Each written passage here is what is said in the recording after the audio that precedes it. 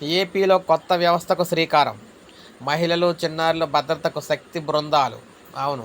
రాష్ట్ర వ్యాప్తంగా మొత్తంగా 164 టీమ్స్ రంగంలోకి. వేధింపులకు తెగబడుతున్న ఆకతాయిలపై రహస్య నిఘా. బహిరంగ ప్రదేశాల్లో మహిళల్ని, అమ్మాయిల్ని వేధిస్తున్నారా?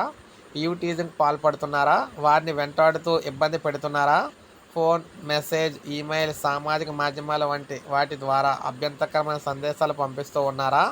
ఇలాంటి దుశ్చర్యలకు తెగబడుతున్న ఆకతాయిలు, ఆర్థిక అల్లరి మూకలు తీరు మార్చకపోతే ఊచలు లెక్క పెట్టాల్సిందే. తాము చెప్తున్నది అంటే తాము చేస్తున్నది ఎవరు చూడట్లేదు కదా అని రెచ్చిపోయే వారిని ఆధారాలతో సహా పట్టుకునేందుకు ఏపీ పోలీస్ శాఖ రాష్ట్ర వ్యాప్తంగా శక్తి బృందాలను రంగంలోకి దింపింది.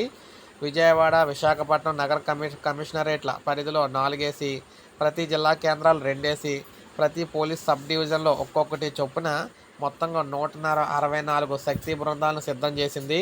మహిళలు, చిన్నారులు భద్రతే లక్ష్యంగా డీజీపీ హరీష్ కుమార్ గుప్తా వీటిని ఏర్పాటు చేశారు. ఆయా నగర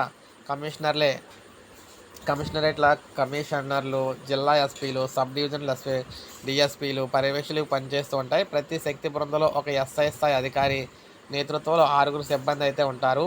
ఇక బాధితురాలి వివరాలు గోప్యంగా ఉంచుతారు. శక్తి బృందాన్ని మహిళలు, అమ్మాయిలు నేరుగా సంప్రదించవచ్చు. శక్తి యాప్ ద్వారా కూడా వారిని అయితే చేరుకోవచ్చు.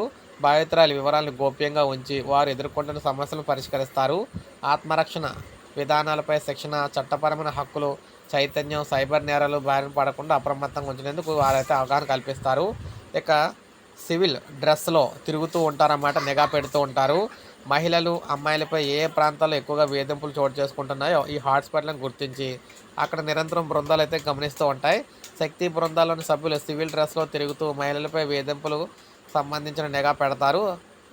రహస్య కెమెరాలు, ఆడియో రికార్డు, గ్యాడ్జెట్లతో వేధింపులను చిత్రీకరిస్తారు. నేర చిత్రీకరణ బట్టి కేసులు నమోదు చేస్తారు. బాధితురాలు ముందుకు వస్తే వారితోనే ఫిర్యాదు చేసుకుంటారు.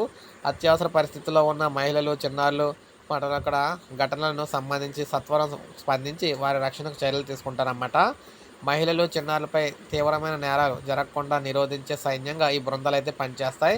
అత్యవసర పరిస్థితిలో మహిళలు, చిన్నారులు సంప్రదించాల్సిన హెల్ప్ లైన్ నంబర్లు తదితరాలపై అవగాహన అయితే కల్పిస్తారన్నమాట. సో ఏది ఏమైనా కొత్త నిఘా వ్యవస్థ అయితే రావడం జరిగింది ఏపీలోని. ప్రతి ఒక్కరు అలర్ట్గా అయితే ఉండాలి, లేకపోతే లోపల జైల్లోకి అయితే వెళ్తారు.